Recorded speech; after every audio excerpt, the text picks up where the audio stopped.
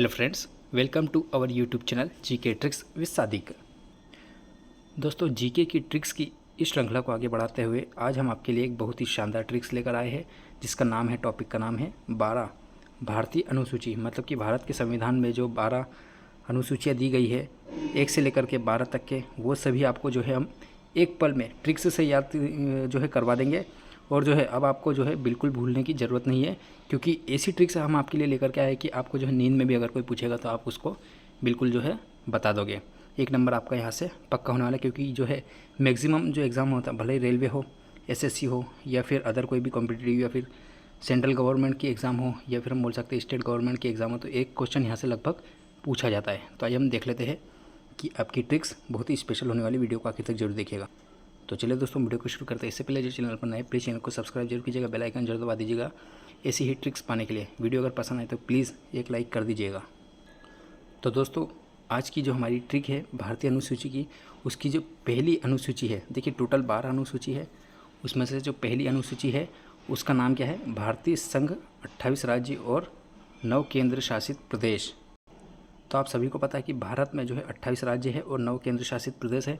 अब देखिए इसको याद कैसे रखेंगे, तो देखिए पहली बात हुई, ठीक है, पहली अनुसूची मतलब कि पहले, सबसे पहले अगर हम हमारे भारत देश में बात करेंगे तो किसकी बात करेंगे, पूरे भारत की, ठीक है, पूरे भारत की, जिसमें कि 18 राज्य है और 9 केंद्र शासित प्रदेश है। तो इस तरह से याद कर सकते हैं कि पहले, सबसे पहले हम जो है अपने देश की बात करेंगे, भारत की, जिसमें जो है 28 राज्य है और 9 केंद्र शासित प्रदेश। इसको इस तरह से याद रख सकते हैं। देखिए दोस्तों, जो दूसरी अनुसूची है और तीसरी अनुसूची है, उन दोनों को रिलेट कीजिए आप। लेकिन रिलेट करने से पहले हम सबसे पहले आपको एक बात बताते हैं, यदि आप कोई भी गवर्नमेंट एग्ज़ाम में लगते हो, ठीक है, या फिर हम बोल सकते हैं कि किसी प्राइवेट कंपनी में आप जॉब के लिए लगते हो, तो आपको क्या होगा, पहले आपको जो है शपथ दिलवाई जाएगी कि हाँ मैं अच्छे से काम करूँगा और जो है पूरी तरह से ईमानदारी से काम करूँगा। उसके बाद जो 1 महीना आप काम करने के बाद आपको जो है वेतन दिया जाएगा। क्या दिया जाएगा, वेतन, मतलब कि आपको जो है सैलरी मिलेगी। आप 1 महीने पहले काम करोगे, उसके बाद आपको सैलरी मिलेगी।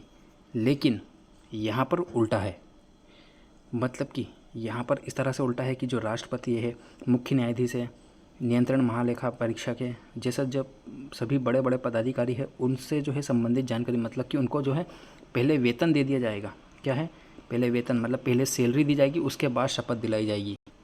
तो बस दूसरी याद रखिएगा कि दूसरी में सबसे पहले आपको वेतन मिलेगा। अगर आप बड़े पदाधिकारी बनते हैं तो आपको पहले वेतन दिया जाएगा, बाद में शपथ दिलाई जाएगी। लेकिन इसका जस्ट उल्टा है, जैसे आप नॉर्मल इंसान हो, ठीक है, नॉर्मल अगर व्यक्ति हो, भारत में रह रहे हो, और अगर किसी भी प्राइवेट कंपनी में या फिर गवर्नमेंट जॉब में लगते हो, तो आपको पहले जो है शपथ दिलाई जाएगी कि हाँ मैं अच्छे से काम करूँगा। उसके बाद आपको 1 महीना काम करने के बाद आपको वेतन दिया जाएगा। लेकिन बड़े पदाधिकारी के लिए उल्टा है, मतलब कि दूसरी में आपको पहले वेतन दे दिया है और तीसरी में आपको जो है संवैधानिक पदों के संबंध में विभिन्न पदाधिकारी की शपथ ग्रहण, शपथ प्रारूप, मतलब दूसरी में आपको जो है पहले वेतन दे दिया है, और तीसरी जो अनुसूची है, तो तीसरी अनुसूची का मतलब आपको जो है बाद में शपथ दिलवा रहे हैं। मतलब कि बड़े पदाधिकारी होने का ये फ़ायदा है कि आपको पहले वेतन दिया गया है, आपको सैलरी दे दी गई है, उसके बाद आपको शपथ दिलवाई जा रही है तीसरी अनुसूची में। तो इस तरह से आप इसको याद रख सकते हैं, मतलब अपने आप पर रिलेट करके देख सकते हो इस तरह से। इसके बाद दोस्तों चौथी अनुसूची है। तो चौथी अनुसूची क्या है, तो राज्यसभा सीटों की संख्या। देखिए यहाँ पर जो है चौथी मतलब कि चारों, ठीक है, चारों दिशा हमारे भारत देश की। देखिए ये आपका हो गया, जिस तरह से ईस्ट हो गया, ये वेस्ट हो गया, नॉर्थ हो गया, और ये साउथ, मतलब कि चारों तरफ जो है भारत में राज्य है, ठीक है, ईस्ट वेस्ट नॉर्थ साउथ, चारों ही दिशाओं में राज्य है। तो मतलब बस चारों दिशा में राज्य है, तो मतलब कि राज्यसभा की सीटें, मतलब चारों दिशा में जो राज्य है तो उनकी राज्यसभा सीटें हैं, तो मतलब कि चौथी अनुसूची में है। मतलब जो राज्यसभा की सीटें आएगी वो चारों ही दिशा से आएगी, चारों ही दिशा के राज्यों से आएगी। तो बस चौथी, मतलब कि चारों दिशाओं से राज्यसभा की सीटें, मतलब कि चारों दिशा से राज्यसभा की सीटें आएगी। चारों दिशाओं में जो भी राज्य हमारे, वहाँ से राज्यसभा की सीटें आ जाएगी। दोस्तों उसके बाद जो भारतीय अनुसूची की 5वीं अनुसूची है, वो है SC ST से संबंधित जानकारी। देखिए 5वीं अनुसूची, तो 5, देखिए ये 5 अंक बना हुआ है। अब 5 अंक देखिए, 5 कैसे दिखता है, तो S की तरह दिखता है। तो 5 मतलब कि 5वीं अनुसूची, और S मतलब कि SC ST। बस इस तरह से आप इसको याद करेंगे, आपको याद हो जाएगा। दोस्तों उसके बाद है भारतीय अनुसूची की 6वीं अनुसूची। अब देखिए 6वीं अनुसूची में जो है 4 राज्य है, ठीक है, नॉर्थ ईस्ट के, मेघालय, असम, मिजोरम और त्रिपुरा, इनका जो जनजाति का जो है प्रशासन है उससे रिलेटेड जो है अनुसूची दी गई है। इसके लिए हम आपको 2 ट्रिक्स बताएंगे। अब देखिए दोस्तों, 6वीं अनुसूची है जिसमें मेघालय, असम, मिजोरम और त्रिपुरा 3 राज्य जो है 4 राज्य उनका जनजाति प्रशासन है। तो देखिए पहली ट्रिक्स ये है कि मैं अमित, मतलब एक लड़का है और वो क्या बोला, मैं अमित, मतलब उसका नाम क्या अमित, तो वो बोलेगा मैं अमित। तो मैं से बना मेघालय, असम, और अ से बना असम, मी से बना मिजोरम, त से बना त्रिपुरा। तो ये 4 राज्य है जिनको जो है आप याद रख सकते हैं, ठीक है। अब ये कैसे याद रखेंगे कि भैया 6वीं में आती है, तो देखिए 6वीं मतलब कि 6, अब 6 के किसके पहाड़े में आता है, तो 3 के पहाड़े में। अब 3 में आप देख सकते हैं 3 मतलब त्रिपुरा, तो इस तरह से रिलेट कर सकते हैं, 3 मतलब कि त्रिपुरा। तो बस 3 दूनी 6 होता है, तो 6वीं अनुसूची में त्रिपुरा आता है, ठीक है। ये 4 राज्य हो गए। मैं अमित, इसकी पहली ट्रिक्स। दूसरी ट्रिक क्या है, ATM। आप सभी को पता है, आप आजकल हर कोई व्यक्ति ATM तो होता ही, उनके पास ATM का यूज़ करते हैं। ATM आखिरी में डबल M हो जाएगा। तो देखिए ATM मतलब कि A से असम, T से त्रिपुरा, M से मेघालय और M से मिजोरम। इस तरह से भी आप इसको याद रख सकते हैं दोस्तों। उसी के बाद जो है अनुसूची की हमारी अगली अनुसूची है 7वीं अनुसूची। तो देखिए 7 मतलब कि आप सभी को पता है, इसकी ट्रिक कैसे लगा सकते हैं आप, 7-7 मतलब कि 7-7। तो देखिए केंद्र और राज्यों के बीच बंटवारा, मतलब कि दोनों साथ साथ में बंटवारा करेंगे। जितना अगर मान के चलिए 50% इसको मिला है तो 50% केंद्र को मिला है, तो 50% राज्य को भी मिलेगा। और अगर इसको 20% मिला है केंद्र को, तो 20% जो है राज्य को भी मिलेगा। मतलब कि जो जितना भी होगा बंटवारा समान होगा। अगर मान लीजिए कि किसी व्यक्ति के 2 पुत्र हैं, तो दोनों पुत्र में जो है समान जो है बंटवारा होगा कि नहीं। तो इस तरह से आप याद रख सकते हैं 7-7 मतलब कि 7 से बना 7वीं अनुसूची, और 7-7 मतलब कि 7 में सेम बंटवारा होगा। तो इस तरह से आप याद रख सकते हैं 7-7 समान बंटवारा होगा। उसके बाद दोस्तों 8वीं अनुसूची, सबसे मोस्ट इंपॉर्टेंट क्वेश्चन है। हर एग्ज़ाम में जो है एक क्वेश्चन ये डायरेक्ट पूछ लिया जाता है कि 8वीं अनुसूची किससे संबंधित है। तो ये 22 भाषाओं का उल्लेख इसमें दिया गया है। ये हम बोल सकते हैं कि डायरेक्ट पूछ लिया जाता है कि 22 भाषाओं का उल्लेख किस अनुसूची में है, तो 8वीं अनुसूची। अब इसको याद कैसे रखेंगे, तो देखिए 22 में आ गया आपका 2, तो बस 2 मतलब कि आपका 2 की पावर 2 की पावर 2, तो 2 दूनी 4 दूनी 8, तो ये हो गया आपका 8 मतलब कि 8वीं अनुसूची। तो इस तरह से आप याद रख सकते हैं। 2 आ गया मतलब कि 2 की पावर 2 × 2, तो 2 दूनी 4, 4 दूनी 8, तो 8वीं अनुसूची में 22 भाषाओं का उल्लेख दिया गया है दोस्तों। उसके बाद दिया है 9वीं अनुसूची। तो देखिए 9वीं अनुसूची में दिया गया है भूमि सुधार संबंधी।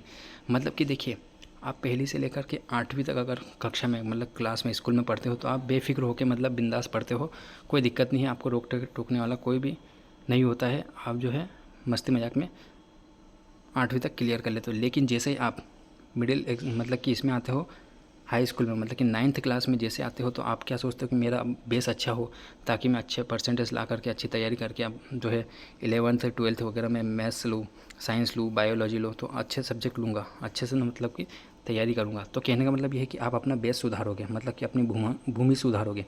भूमि सुधारोगे मतलब कि अपना बेसिक कॉन्सेप्ट वगैरह सब अच्छे से क्लियर करोगे, अपना सब कुछ सुधारने लगोगे, कि ताकि मेरे जो है अच्छे परसेंट बने और मैं अच्छे कॉलेज वगैरह में एडमिशन ले सकूँ। तो जो है आप बस इस तरह से याद रख सकते हैं कि 8वीं तक आपने अच्छे से जो है खूब मस्ती मजाक में आपने 8वीं तक क्लास पढ़ी है। उसके बाद 9th में आप अपनी भूमि सुधारोगे, अपना बेस सुधारोगे।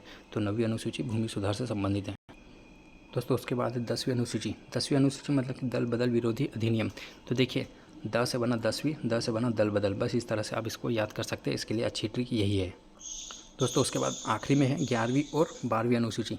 तो देखिए दोस्तों, भारतीय अनुसूची की 11वीं और 12वीं ये दोनों ही मोस्ट इंपॉर्टेंट है, और यहाँ पर लोगों को जो है कन्फ्यूज होता है। तो देखिए 11वीं अनुसूची में होता है पंचायती राज व्यवस्था का उल्लेख, और 12वीं अनुसूची में होता है नगर पालिकाओं के कार्य का उल्लेख। मतलब हम इसको याद रख सकते हैं कि देखिए शुरू में क्या होता था कि पहले छोटे छोटे गाँव होते थे, ठीक है। शुरू में क्या होता है, छोटे छोटे गाँव होते थे, तो गाँव में होती थी पंचायत, गांव में होती थी पंचायत। धीरे धीरे वो क्या हुए, शहर की तरफ बढ़ने लगे, मतलब कि धीरे धीरे डेवलपमेंट वगैरह बढ़ने लगा।